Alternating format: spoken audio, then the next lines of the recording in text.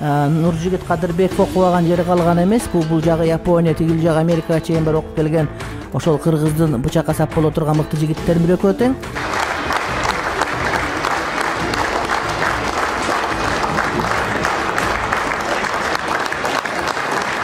Чуга жеке ашыгын айтайын. Адамдар көп, бир Кыргызстанда эмес, бүт дүйнөдө сизге ашык. Анткени сиз биздин бактыбызга жазылган бир жакут. Канча сырларыбыз бар, бизде жүргөн катып. Замминистр болгондон кийинки биринчи сыйын сизге бериш мен үчүн өтө чоң бакыт.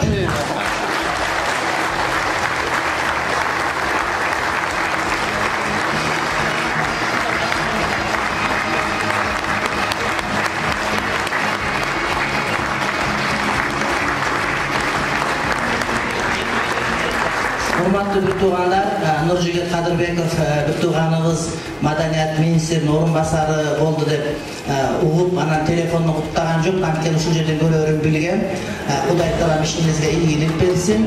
Анан орун басар деген мен урматтуу бир тууганым иштимал орун басарларда болот. Мисалы үчүн Осмон империянын акыркы муфтий Мустафа Сабри болсо, анын орун басары ким болгон? Мухаммад Каусари болгон. Ислам ааламында Каусаринин аты Сабриге караганда көбүрөөк айтылат. Ошондуктан негизи жүк сизде. Кудай таалам биздин маданиятыбызды, маданият деселе жалаңаштан алып түшүнгөндөр бар, жок андай эмес. Нукура кыргыз маданиятын өтүрөт деген терең ишеним менен сизге жакшы тилек айтабыз. Кудайым жакшылык берсин.